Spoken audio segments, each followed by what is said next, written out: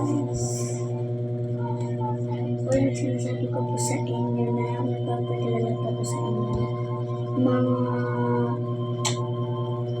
June or May or April 5. Kanina hindi ako nakapag-vlog kasi nga kakapagod kami. Alam mo naman, malamig today. Hindi ko na-videohan.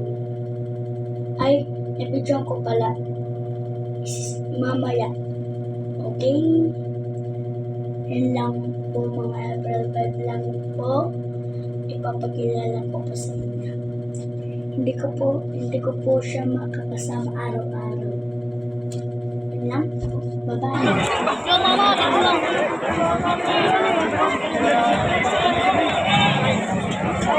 Sulod kita happy si masulod ah. Di kita ano yun.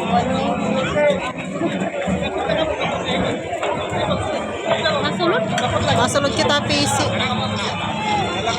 Bigid lang.